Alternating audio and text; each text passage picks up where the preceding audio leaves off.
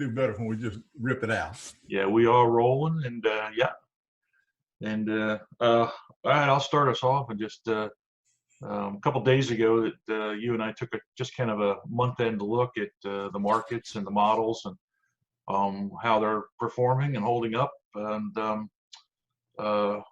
I pressed the stop recording button, and you and I kept talking for another half hour. So we kind of started thinking about looking back over the past several years as we've kind of put what we've learned over the last 40 years or so. What have we learned that we think, if you were to ask the question, I think I asked you, what, if only I had known 40 years ago, what is one or two or three things that you would finish that sentence with, or things you wish you had known way back when that would have made a difference, that now and you realize how important it is. Well, just give me one of them. Yeah, Paul and I had this discussion. It got into some pretty deep and twisted. We'll try to keep it. We'll try to keep it under wraps. Highbrow. I think the thing that I've most benefited in the last several years is that almost all education, almost all knowledge is built around expected returns. The average return for the S&P is this, and the average bond market is this, and so we put a little blend together, and we have completely gone away from return functions and dealt with it from a risk standpoint. So we actually think that modeling risk management is more important and more beneficial and more usable than some expected momentum returns or low vol return. But the simple fact that the reverse engineering, and we meaning me and you, have decided that we don't want to model or anything that has greater than probably a max 8 or 10% drawdown, and so we built everything out of and I'll say surprisingly so, is that our returns got better because of not going down. So that's the single biggest one for me. Yeah, I actually had that on my list too, and I put it under kind of a bigger umbrella, controlling volatility. I remember, kind of coming out of the concept that, well, listen, if you're going to pursue, a 25 or 30% a year compounded, average growth rate, annual growth rate, then you're going to have to be willing to sit still, for 40 and 45% drawdowns at times. That comes with the territory. And in order to get those kinds of returns, you have to get those kinds of drawdowns. Two things have happened for me. One is I don't think anymore, like I did when I was youthful and naive, that those kinds of returns are sustainable in the long run. I can't quite think of anything. I mean, if you could do that, you'd own the market in 30 years. You would be the market. So it's just not possible to sustain that kind of thing. The other thing is, just like you said, that I wish I had known then, or if I had only known that by controlling for the risk, I actually, instead of lowering our returns went up. And some of it has to do with the math of losses, but a lot more of it has to do with just it is possible to pursue reasonable rates of return without having to suffer the risks that I typically go along with it. And the long-held maxim is you need to get paid for the risk that you take, or and so in order to get paid more, you need to take more risk. And I mean, there's a ton of research out there that I've only recently become aware of because we stumbled onto this ourselves. and we once started looking for, material that supported it, and we found it in terms of low volatility investing. Lowering volatility actually gives you an opportunity to increase your returns. That's counterintuitive. I wish I had known that. Yes, you mentioned low volatility, and one of the things that we have, I personally, and I think maybe probably you too, that I wished I had known along, is the impact of low volatility stocks. These are stocks that are not in the news. These are stocks that just are persistent, that we have a measure that we reward stocks that are just doing it in a low volatile way. Just they're not up 2% one day and down, up and down. And we reward consistency and the volatility of it. And quite candidly, there's other people out there that try to put things in boxes that we personally don't like. They like to say value and momentum and factors, and this is, we can, and it's pertinent in every index out there. And we have, we personally like a couple of different ones, indexes that have characteristics, but just low volatility. And if we've got some long-term charts, it outperforms the S&P 500 in almost any index out there, because if it's very volatile, we just can't own it. And Right. in fact, you personally have, I don't know how you did it, but anyway, you must have had a vision that night, or Carolyn told you. Maybe Carolyn, I give her credit for it. Anyway, there are times that every stock in the index is too volatile, so we just can't own anything. And right. Man, that was a revelation and a measure that is shocking almost. Of as you go through these turbulent markets, the S&P 500 has 500 eligible stocks. Mm-hmm. Well, there's a high likelihood that maybe only 50 or 75, or in more volatile markets, it gets down to 5, 4, 3, 2 to 0. So we can't even own because volatility is too great. Right. That is probably my number 2 thing that I wished I'd known a long time ago. That's true, and one of the things when we started modeling that, and saying, well, look, if we're going to reward non-volatile stocks in terms of our ranking methodologies, then we could see what the return features were and the risk features were of still owning a specified number of low volatility stocks, and that. The thing that you mentioned there that that Carolyn came up with, I can guarantee you that Carolyn doesn't think in those terms. She what she's good at? She's good at betting on football. And when you get you're trying to beat the spread, you try to pick 4 teams, and you play for $1. Those little tickets. She would win consistently, but she would win because she'd say, okay, now let's see, the Giants by 4 points over Washington. Well, I'm going with the Giants because my dad liked that team. And she'd say, let's see, Miami's playing, St. Louis or something like that. Well, I like the orange and teal that Miami's uniforms have. Yeah, I like, that's a nice color, so I'm gonna pick that. That's how she picked stuff, and she won.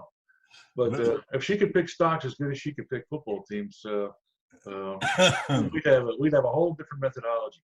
Yeah. But when we came down to answering this question about volatility, it was, is there?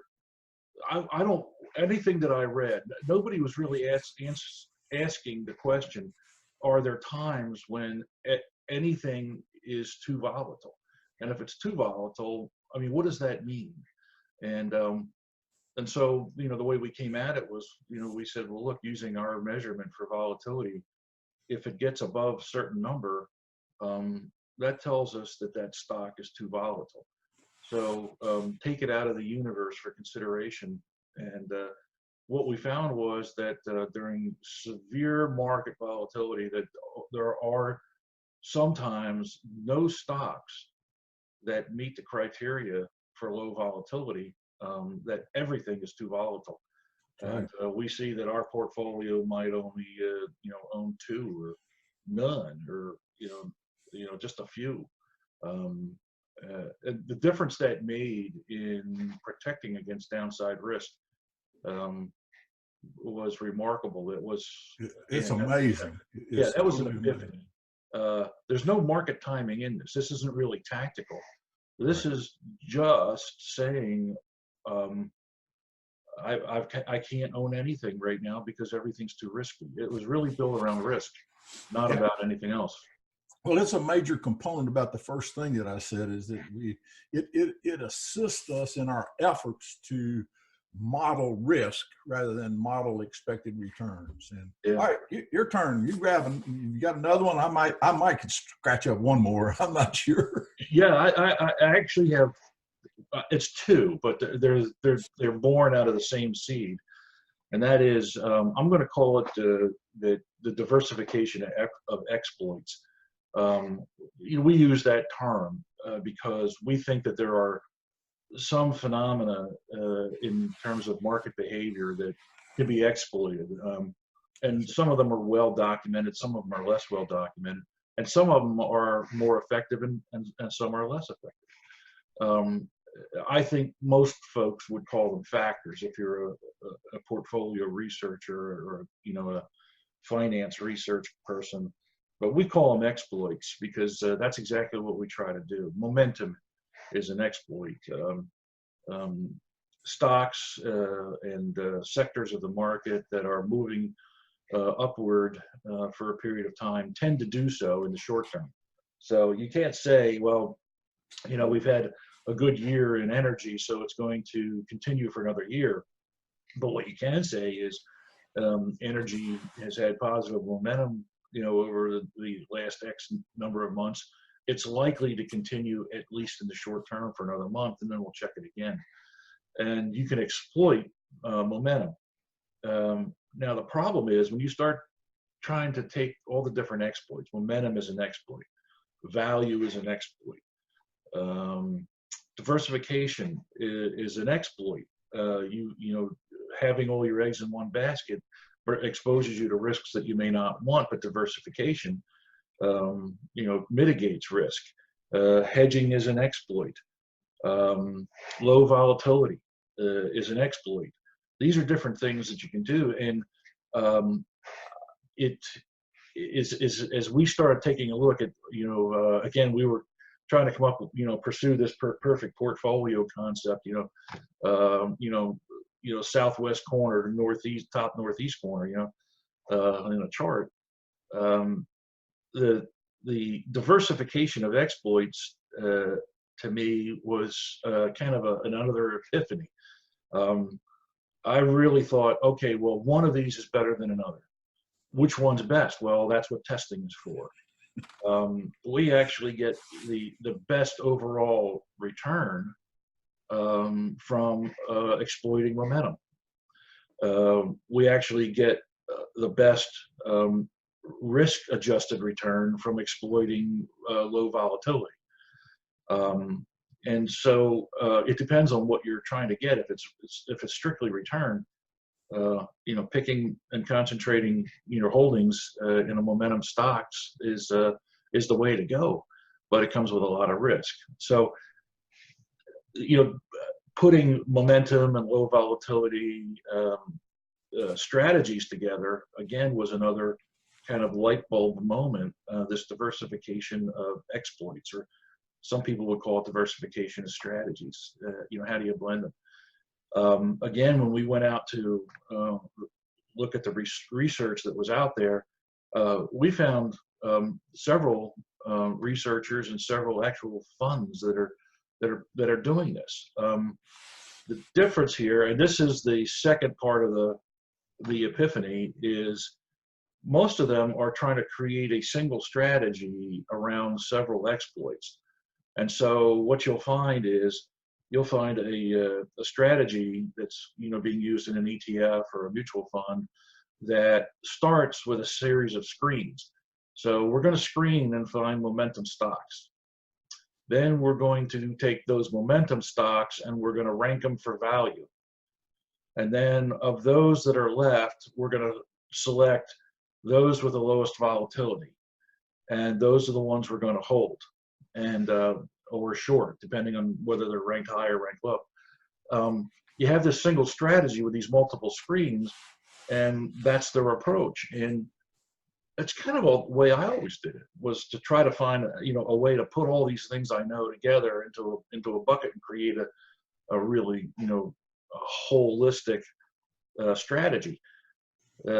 This diversification of exploits, since you and I came at it differently, since we developed a momentum strategy, and we developed a low volatility strategy, and we developed a what we would call a buffer asset class, just a fixed income strategy. As we started looking at these individually, we saw that each had features that the other didn't, and that when we blended the separate strategies together, rather than trying to build a single strategy out of all of these different factors, that we actually were able to control better for risk, and that we could kind of tailor a portfolio that was crafted to meet specific return and risk goals. That to me was 30 years in the 25 to 30 years in the business, and was kind of like, how did I not know this? How am I just coming to this now? And it just had to do with the process that we were following. Well, it's the mix, the design. To take Paul's point of momentum and low volatility and fixed income, with the proper design, and design comes from first the drawdown or the loss component of it, is that we can actually, someone says, I can't take more than a 5 or 6% fluctuation in my account. Well, we can, out of only those three models, we can build one based upon the mix, or we put more assets in one or the other. And if somebody that's young, aggressive, and we can take those same three models and blow them up into something that has really nice returns with just a little additional risk that's out there. So our version of it is not to. We think we've built in some flexibility that meets individual needs rather than just a big blob that goes and picks momentum and then value and then all these other levels of it. Right. And we can always work on each of the individual components of it as we go forward. We got some pretty interesting other things that we're working on. So. Yeah. One idea leads to another. You never run out of ideas. That's for sure. You can run out of hair, but you don't run out of ideas. Well, we've beat that one enough. Let me ask you this: what is it? Just take the opposite of that. I wish we'd have known some of these things 30 years, past 30 years. What is it? What do you think that you meaning your decision process? What did you do better? What was some of the one or two or three best things that you did? Is anything jump to your mind? Because we hadn't practiced this. We just talk. We're trying to kind of beat around what we talked about a couple of days ago with that. Yeah. Well, there's two. There's two that I could say.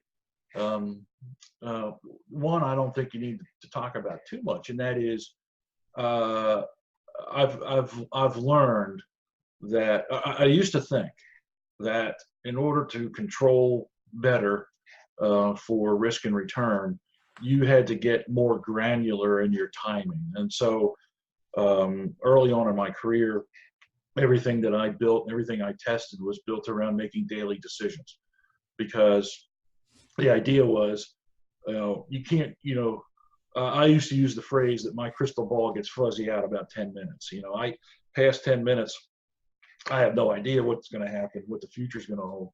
And so my attempts at building portfolios were geared around, well, I don't know what's going to happen. happen at the end of the week, but I can guess better what's going to happen tomorrow using the metrics that based on what happened over the last several days. So everything that I built was built around making daily decisions. Um, uh, that's tiresome, and you can never take a vacation unless you've got help. But the thing that for me was kind of a I'm glad that I decided to try something different, and that was I tested weekly. Whether you make your decisions on Friday, I tested making them on any particular day of the week. I didn't find that there was a significant enhancement difference the way I was coming at it. I tried quarterly, I tried annually, and I found that making monthly decisions worked best for me, the way that I understand the markets. And then of course you say, well, does that mean every, if you're going to do it every, let's say 28 to 31 days, does it have to be at the end of a calendar month? Well, how about doing it on the 15th of every month? The business day closest to that. And my answer to myself was, I don't know. We'll test it.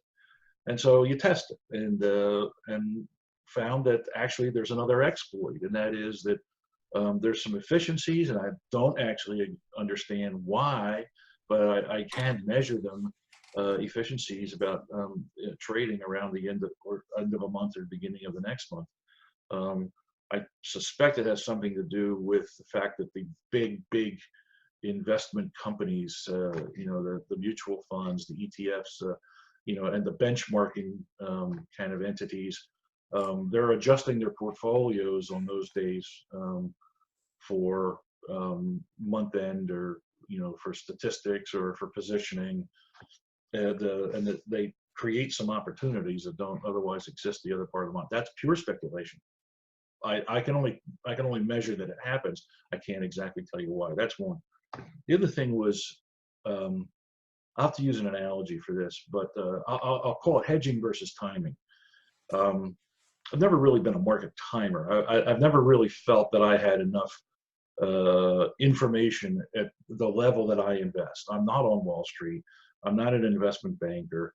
I'm not on phone calls with CEOs. I'm not really following stocks with fundamentals. I'm not privy to information before other people are. By the time I get it, it's already been reflected in price.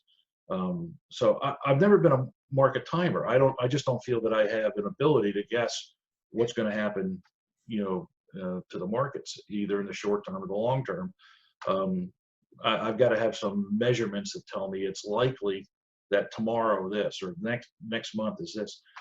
But my go-to tool for managing and reacting to market volatility was always to exit the markets, and that would be what I would call timing. Whether you're trying to guess ahead or you're reacting, making that kind of move, going to cash, and trying to step aside.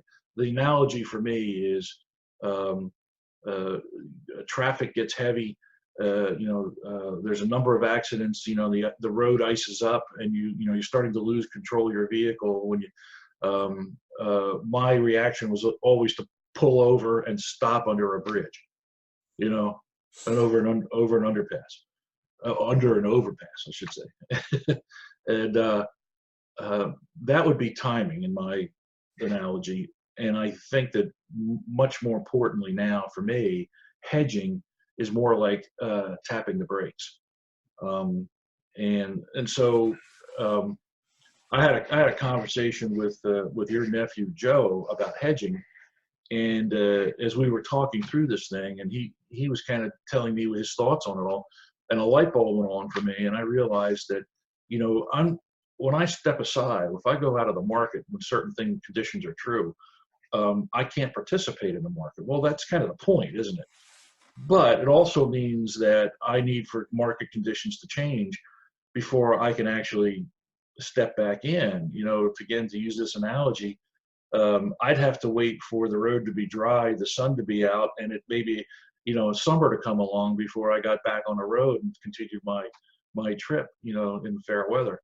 But if I use hedging, I can stay on the road. I don't care about what the weather is. I tap my brakes, and that controls my speed. It controls my risk, controls my volatility, and I get to stay on the road. And as the sun comes out, the ice disappears. I don't really have to do anything except stop tapping the brakes, and I get on, and I'm back up to 60 miles an hour as quickly as I can be. That's what happened when we began to apply that to our momentum model. The results were astounding, and I don't know if this was as big a light bulb for you as it was for me, but when we looked at our momentum model during times of severe market drawdown, not every time, but most of the times, that momentum model hits a bottom and begins to rally significantly before the market itself does or the index itself does, which is a huge advantage. That was a. I don't know. You remember when we saw that the first time? Yeah. I think it was you. I thought it was bad. I gave you this model. You took it home. You looked at it over the weekend. You came back and you said, "Am I seeing this right?" And we were looking at it together. I said, "I never really noticed that." Yeah. Well, I think in looking back, that in my experiences, probably the couple of the biggest things were we've had two major market setbacks in the last 20 years of 50% or more, and our management scheme clearly has bullish and bearish regimes. I mean, in the past, and we are pretty strict disciplinarians, and we took our clients through those with, almost shocking results. In fact, we went through the 2000 one without having a losing year. In 08, we probably had our worst drawdown of 5 or 6% on another 50%. People are jumping out of windows and things like that. And we're, but I'm not sure that we did it the right way. I know how important. I got some low end math in my genes, and so the coming back from a 50% retracement takes 100% return, and that math it'll never leave me, and that's the thing that most people don't really get. And that's also why we like low vol and things like that. So by avoiding or managing hundreds of millions of dollars through one of those things, I thought I was skinny and had brown hair, and I know better than that. That's the kind of feeling. Anyway, well, we've had a little look back and look forward and what have you, but I'm glad we were right where we are.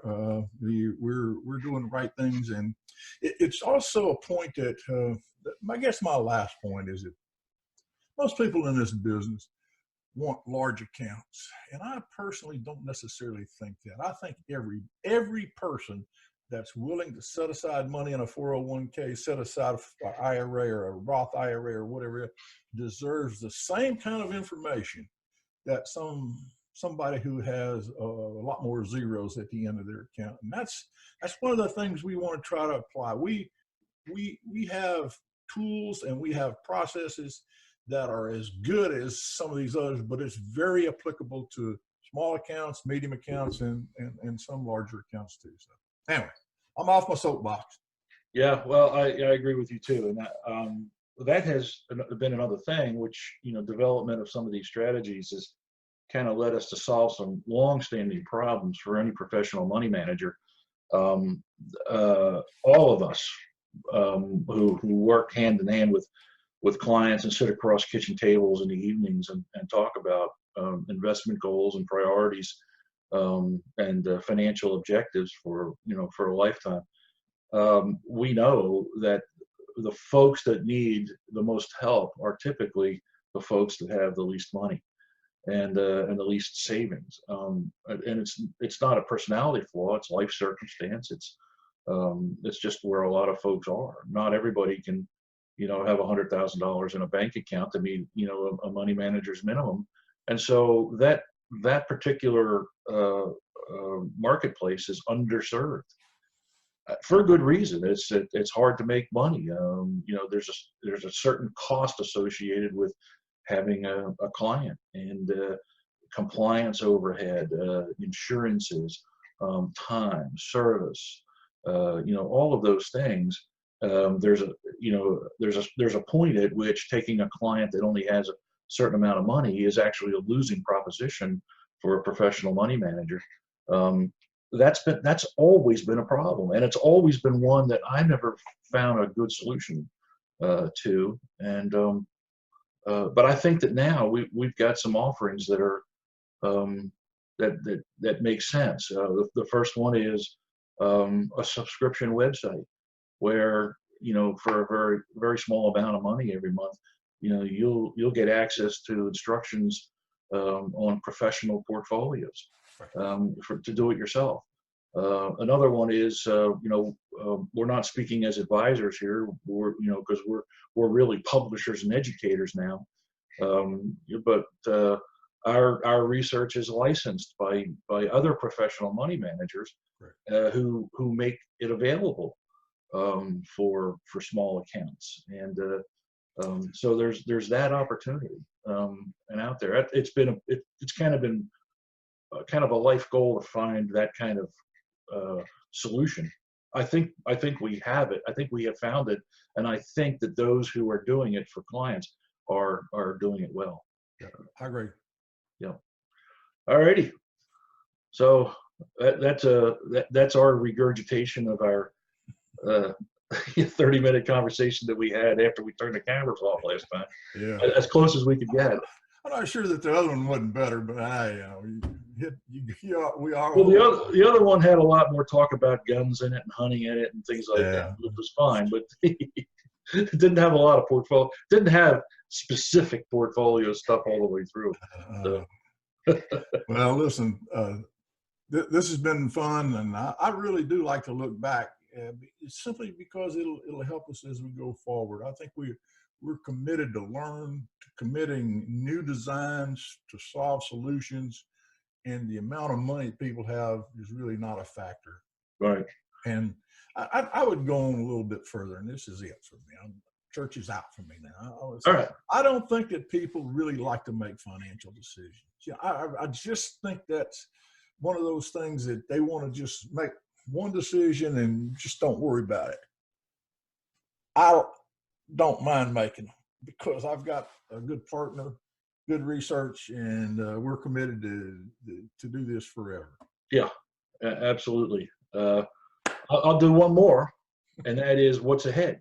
If you're looking back, you look at what you wish you had known, you look at what you're doing now and what you're excited about, and looking ahead. I'll give you one thing, just what keeps rattling around inside my head here, and I don't know when we'll get to it, but it's the idea of what we would call 120/80, where if you have a diversified portfolio, a typical diversified portfolio would have 60% equities and 40% fixed income, and that ratio would gradually swap as you reached your retirement age. Typically, that's the way it's done.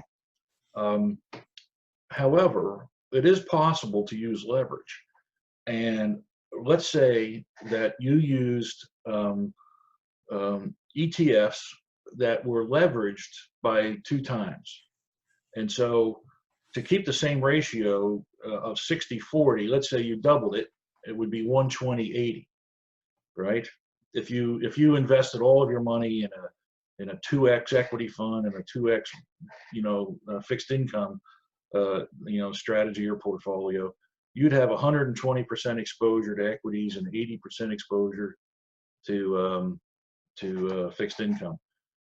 Well, in order to maintain the same thing that you had at 60/40, you just invest 50% of your money in that, right?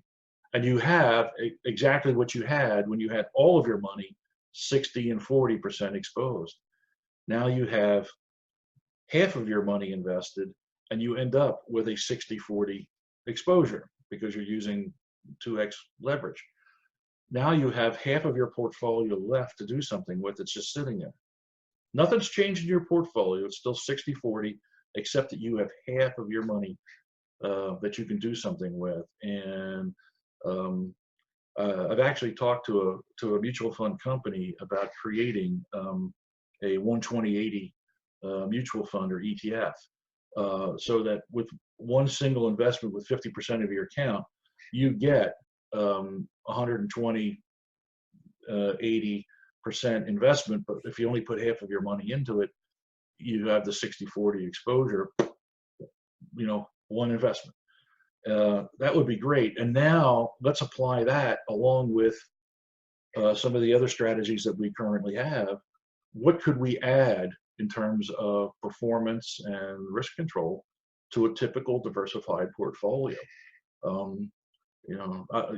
Applications, I think, for something like this would be money managers who are strategic and who do adherence of modern portfolio theory, and who are creating diversified portfolios that are typically 60-40, somewhere in that area. Then maybe there's a way, using this kind of 120/80 approach, to hold on to that for your client, and then have money to do stuff with that is controlled in risk and targeted in return, like we're doing now in our own portfolios.